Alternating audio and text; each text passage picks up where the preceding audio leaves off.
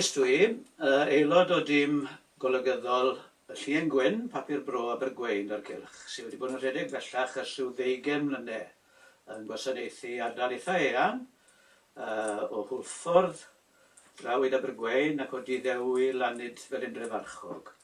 Ni'n cynhyrchu Papur Bro 10 gwaith y flwyddyn, wedi bod un ar 10 gwaith ar 11 gwaith y flwyddyn, a ni'n amcan bod e'n cael ei ddarllen gan rhyw 1000 o bobl o'r ardalodd hyn. Gyda fi, mae 2 aelod gweithgar o'r tîm, Lowri, sy'n aelod o'r bwrdd golygyddol, a Bonnie, sy'n aelod o'r bwrdd golygyddol ac sy'n gwneud gwaith pwysig iawn yn cysodi, a Brenda sy'n helpu gyda'r cysodi. Wel, dwi'n siŵr bod ni gyd yn hynod falch bod ni wedi cael yn enwebu, achos o'n i'n teimlo bod ni yn gwneud cyfraniad i'r Gymraeg yn yr ardal. Yn bendant mae bobl yn darllen y papur y Bro, bydde byth yn meddwl cydio mewn llyfr Gymraeg. Lle o'r ochr hynna, mae hynna yn hybu. Mae'n cael ei ddefnyddio hefyd yn yr ysgolion, adran gyda ni ysgolion, mae'n cael ei ddefnyddio mewn dosbarthiadau dysgu Cymraeg. Dwi'n credu bod ni yn gwneud cyfraniad. A dwi'n falch hefyd o ran y tîm, achos i chi'n gweld 4 o'n ni fan hyn nawr, o'n ni fwy o dîm na na. Mae 2 o'n cysodwyr ni ddim ar y funud, Hedydd Hughes a Alwyn Daniels, ond yn ogystal yna mae rhywun yn bob pentre yn casglu'r newyddion at ei gilydd a'i hala fe i ni, a hala lluniau i ni a newyddion. Dwi'n credu na pan mae bobl yn licio cael achos maen nhw'n gallu darllen pethau bach sy'n digwydd yn eu hardalodd nhw. A falle bydde ddim yn mynd i bapur Saesneg ond sydd yn iawn ar gyfer papur y Bro, ynddo fe. Be chi'n meddwl, Lowri? Wel, maen nhw'n awchu amdano sy'n dwywaith am hynny.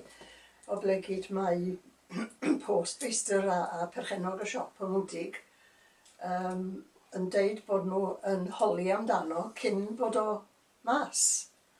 Wedyn mae hynny'n dangos cryn ddiddordeb. Dwi'n meddwl hefyd bod e'n rhoi sylw i faterion sydd ddim yn cael sylw dyladwy mewn papurau lleol Saesneg.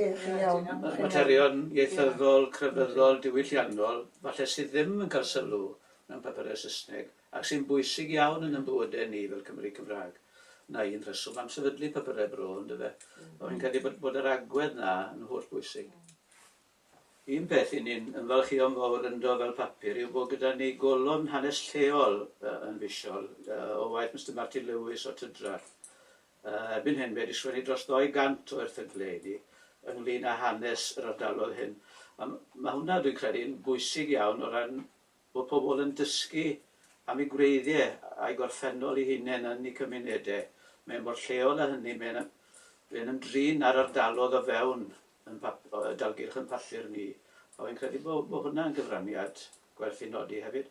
A gyda llaw mae Martin ar fi'n cyhoeddi llyfr o rai o'r erthyglau, detholiad o'r erthyglau mae wedi sgwennu ar gyfer y Llŷn Gwyn.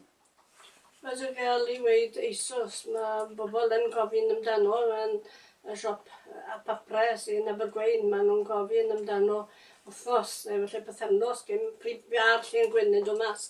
A ni dros bod ni'n rhoi newyddion llyfrchiadau a'r cydymdeimlo a'r cleifion sy'n yr ysbyty neu wedi bod yn ysbyty. Mae'n neis iawn i gael darllen am bethau sy'n digwydd sydd ddim yn y papurau eraill. Dyna un beth sy'n cael ei weid yn y Llŷn Gwyn, bod llawer o newyddion yn dod sydd ddim yn papur Telegraff a yn yr Echo. A mae'n dda o beth am hynny, ynddo fe? Bod bobl yn lle darllen wahanol bethau yn wahanol papurau. 2 bwynt bach pwysig. Dwi'n meddwl bod cyfrannu'r Llŷn Gwyn wedi rhoi hyder i'n gohebwyr ni ac i'n cyfranwyr ni i ysgrifennu yn y Gymraeg. A hefyd, mae dyn yn gweld bod eu Cymraeg nhw wedi gwella, wedi gloewi ar hyd y blynydde. A dwi'n meddwl bod hwnna'n gyfraniad i dwf ieithyddol yn y gymuned. Hefyd, mae'r ffaith bod y Llŷn Gwyn wedi para am dros 20 mlynedd i gyfrannu i'r cymunedau hyn. Dwi'n credu bod hynna'n rhywbeth i'w gofio hefyd. Mae wedi para am dros 400 o rifynnau, a mae hynny'n gyfraniad eitha sylweddol dros gyfnod o dros 20 mlynedd. Mae wedi dod yn rhan o'i bywydau nhw, dydy. A mae lot o bobl wedi bod yn gysylltiedig ag wedyn, ystod y cyfnod na.